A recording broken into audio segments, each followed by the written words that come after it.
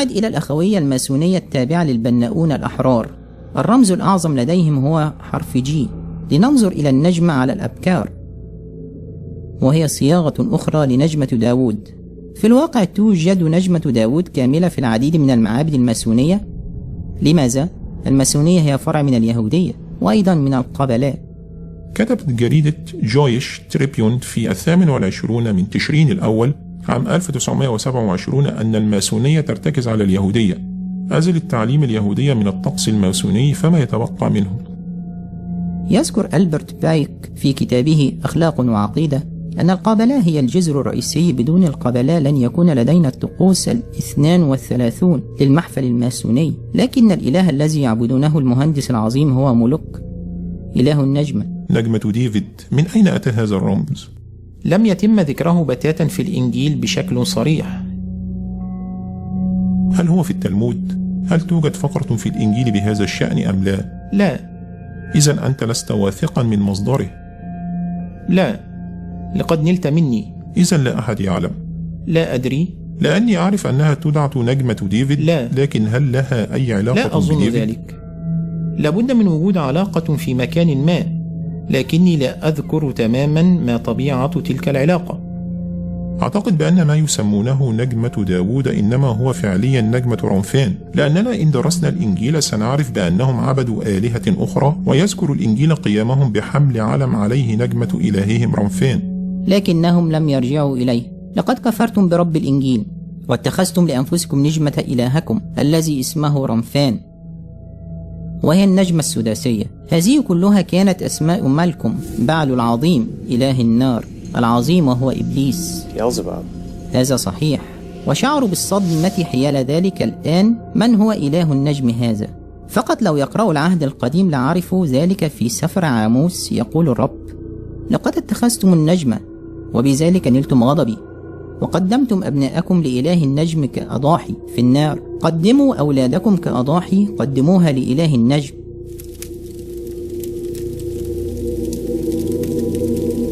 عندما عبدوا إلها زائفة كانت نجمة رمفان شعارا ورمزا لهم. لا نرى مطلقا أي ذكر لنجمة داود في النصوص المقدسة سوى نجمة الإله الزائف رمفان. Communism is Jewish. Freemasonry is Jewish. Gentile communists and Freemasons are nothing more than the cat's paw of the international Jewish money power. Freemasons are often talked about by these people, but what they deliberately conceal from the audiences is in fact that the Masons are subordinate and beholding to the Jews, which is admitted in the Masons' own books. On page 249 of Duncan's Ritual and Monitor, it states that Masonry is subservient to Judaism, noting that a recipient of the Royal Arch degree pledges himself for the good of Masonry generally, but the Jewish nation in particular. That is a quote. The undeniable fact that Freemasonry itself is based on rites and rituals of the Jewish religion and the mysticism of Jewish Kabbalah is also purposely glossed over by these deceivers. Le Freemasons Hall abrite le siège de la plus ancienne loge du pays.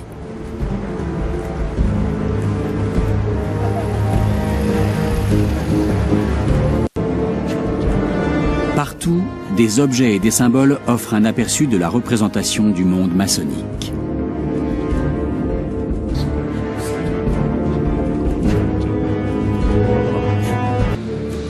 Mais pourquoi alors les francs-maçons doivent-ils taire ce qui se passe au sein de leur loge? Et quel est le sens des bas-reliefs qui ornent la lourde porte de bronze du temple? Ils montrent des bâtisseurs au travail et semblent tout droit sortis de l'ancienne Babylone.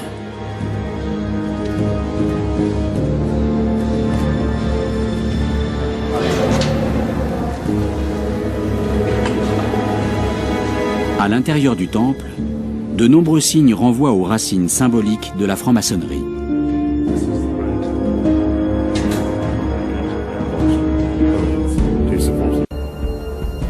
Des figures géométriques témoignent de l'importance des mathématiques. Pour les francs-maçons, cette discipline régit les actions des hommes. Le temple s'inspire d'un modèle légendaire, le temple de Salomon à Jérusalem, tel qu'on le connaît par la Bible. Les colonnes qui flanquent le siège du grand maître reproduisent l'entrée du sanctuaire biblique.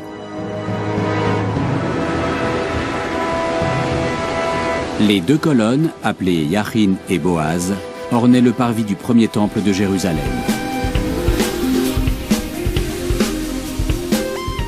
You look at the Knesset and the Supreme Court building. These two buildings in Israel were built by the Rothschilds. And these occult symbols were dictated by Dorothy Rothschild, who died, I guess, about 14 years ago, and she dictated what she wanted in the Supreme Court building, and she designated all these occult symbols throughout the Supreme Court building.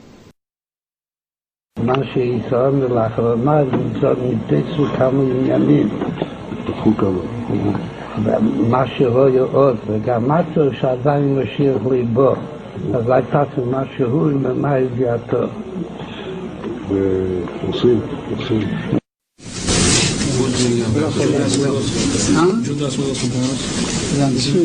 Mr. Slawi is the United Nations ambassador to Morocco. God Almighty bless you to be successful in all your functions and good health. Here state. As bracha for our King of Morocco. God Almighty bless you. He has done much good for the Jews there and continue to do so. Yes. And God Almighty bless you to do so in good health and much success. Thank you very much. Thank you very much. That will be for your king to charity. Your king. Something for you, for the king. Thank you. That is for you and that is for the king. Thank you. I'm sure you stay with you. Bracha v'tzlacha. Judah gave the pledge for the first 26,000 for the building almost this. And I'm sure you stay with v'tzlacha. Thank you very much. Excuse me. It will be one day to add a base Chabad in Morocco also. Thank you And very much. certainly the king will be happy about it. Yes, surely. God Almighty bless you. Thank you very much. Toda benedizione, un buon voyage, un buon succès. Merci beaucoup. ברכה והצלחה. מה שישראל לאחרונה נתפסו כמה עניינים. מה שרואה עוד, וגם משהו שעדיין משאיר ליבו. אז הייתה משהו ממה הגיעתו. עושים.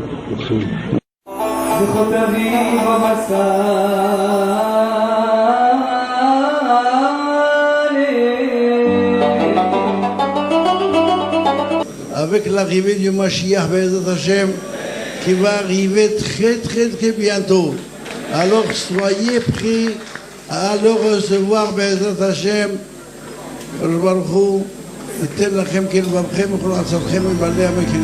אין בן דוד בא עד שתיפול אדום המזלזלים בישראל. Ce que je vous ai dit tout à l'heure, c'est marqué dans Sanhedrin. Le Mashiach viendra que quand Édom, l'Europe, la chrétienté sera totalement tombée. Donc je vous pose la question, c'est une bonne nouvelle que l'islam envahisse l'Europe? C'est une excellente nouvelle, ça annonce la venue de Mashiach. Excellente nouvelle. Quand l'Italie disparaîtra, quand Édom, c'est pour ça que le QG de la chrétienté qui vient de Esav se trouve là-bas, quand cet endroit-là disparaîtra, et c'est ce que veut faire l'islam, il s'occupe. L'islam, c'est le balai d'Israël, sachez-le. C'est-à-dire que au lieu qu'on fasse tout le travail, et on voit Ishmaël pour régler le problème. Il y a un texte qu'on trouve au Moyen-Âge, un texte important que j'analyse, qui parle très clairement du terrorisme en disant que les fils d'Ismaël, c'est-à-dire les musulmans, provoqueraient des troubles dans le monde et qu'en réponse à ces troubles-là, les fils d'Édom, c'est-à-dire les Européens, attaqueraient Ismaël, qu'ils chasseraient de Palestine. Nous y sommes. On sait que la force Sentinelle, qui avait 6 militaires en armes devant le Bataclan, n'est pas intervenue au moment où le carnage se produisait au Bataclan. Attendez, il y avait 6 militaires devant le Bataclan? Oui, absolument. Au moment de la tuerie? Tout à fait.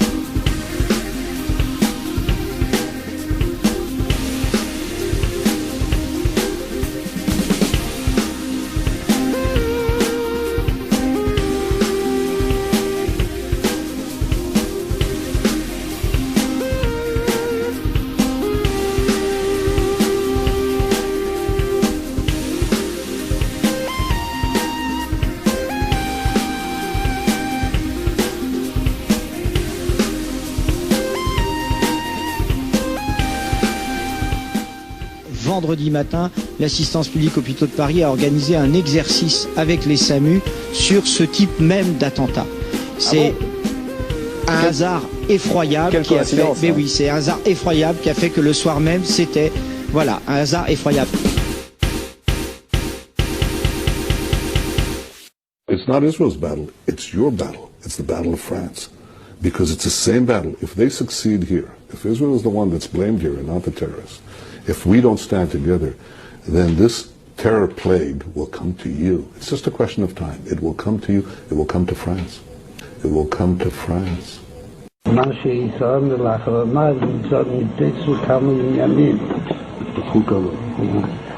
מה שרואה עוד, וגם משהו שעדיין משאיר ליבו, אז הייתה משהו ממה ידיעתו. Le Mashiach viendra que quand Edom, l'Europe, la chrétienté sera totalement tombée. L'islam, c'est le balai d'Israël, sachez-le. C'est-à-dire que au lieu qu'on fasse tout le travail, et on voit Ishmaël pour régler le problème. Avec l'arrivée du Mashiach, Bezat Hashem, qui va arriver très très très bientôt. אז כן, מה כתוב? זה מה שאני לא מבין. כתוב שאתם קרויים אדם,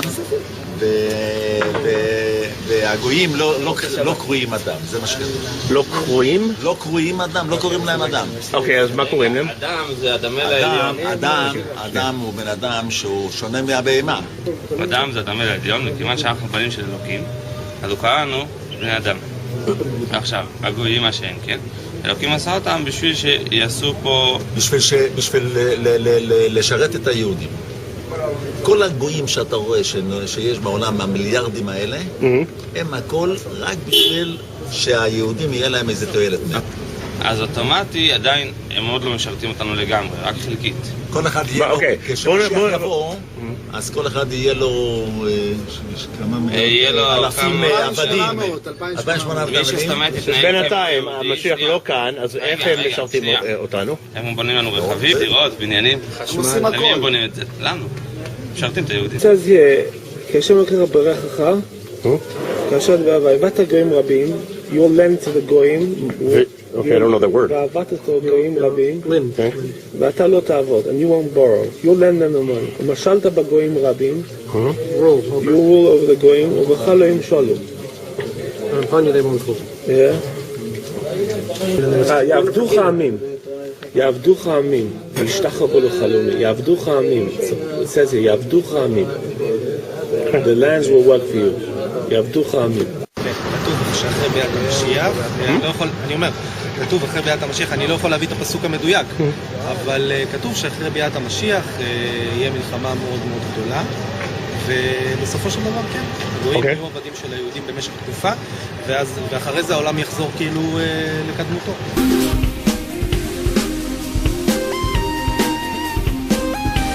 Now, I have two comments on my deep respect for human life, okay?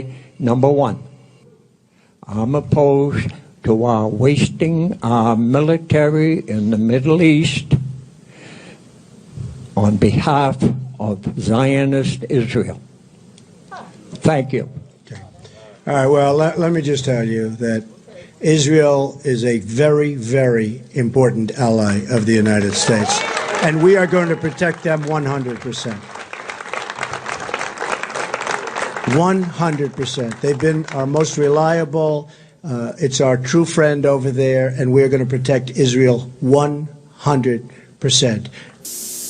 Was it Israel's interest that caused them to bomb and kill 37 innocent Americans on the Liberty? It was a terrible, terrible tragedy, and that's what happens when a spy ship spies. Terrible, even to your allies, even to your allies. I represent the USS Liberty Veterans Association, the LVA. I am the LVA's current president. Our mission statement states that we strive to have the truth told to the American public about the Israeli attack. That is, the attack was brutally deliberate. I'm not critical towards the American public as they have been deceived by our government, Israel, and the media, which is influenced and controlled by Israeli supporters. To wit, The laws have been broken or thwarted to maintain our relationship with Israel, and will provide you with details as I know them. It is my contention that by investigating the Liberty story, a very sinister historical blight becomes defined. I pray America has the guts to look inwardly and take the right steps to correct not only the liberty injustices, but also become acutely aware of Israelis' actions, past, present, and future, against humanity in Palestine. The Moore Commission is the benchmark identifying the Israeli injustices that our government will not address. I am a liberty survivor. What does that mean, and how does that work into the reassessment of our relationship with Israel? I survived the 2-hour Israeli attack on the U.S. Naval Intelligence ship USS Liberty AGTR-5. On June 8, 1967, during the Arab-Israeli Six-Day War, Israel tried to sink the ship, attempting to murder the crew of 294 Americans. They launched 5 torpedoes, but our captain, William McGonigal, assertively dodged 4 of them.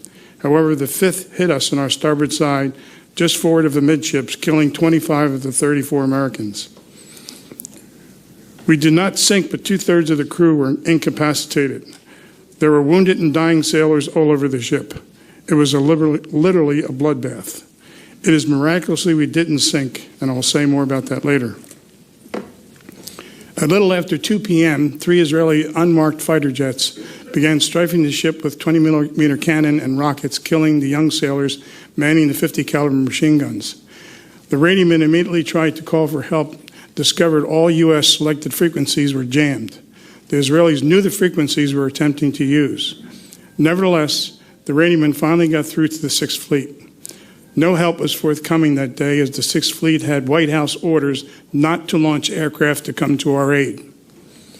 Next came 2 fighter bombers that dropped napalm canisters on each side of the ship. Even though they were being shot at, the Liberty crew eventually put out the fires. After a brief lull, 3 torpedo boats arrived, strafing the ship with their 40-millimeter cannon and 50-millimeter machine guns. Then they proceeded to drop their torpedoes in the water. One finally did find its mark. Our skipper passed a command to prepare to abandon ship. 3 inflatable life rafts that remained seaworthy were dropped over the side and were machine gunned by the motor torpedo boats. Our life vests were now our only hope for survival, and the more seriously wounded would never survive. However, the engine room was able to bring the boilers back to life, and the Liberty had power. In addition, damage control indicated that the ship stopped taking on water, and the ship came to a 9-degree list to starboard. So our captain wisely decided not to abandon ship. In order to secure the Jewish vote for upcoming elections, they could not have Israel taken to task. This was a major historical event. Any other time, their action would have been an act of war. The event had to be buried quickly, quietly, and without fanfare.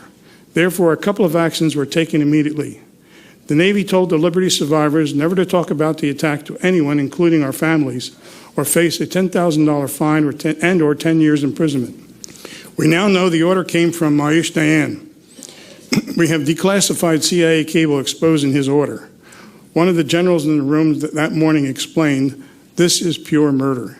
But they went ahead, as the order came from the defense minister, until an IDF Navy admiral later gave the order to stop the attack as the ship refused to sink. You see, their war plans included taking Syrian territory, the Golan Heights. By June 8th, the IDF had taken out the air forces of Jordan, Egypt, and Syria, captured the West Bank, East Jerusalem, Gaza, and the Sinai.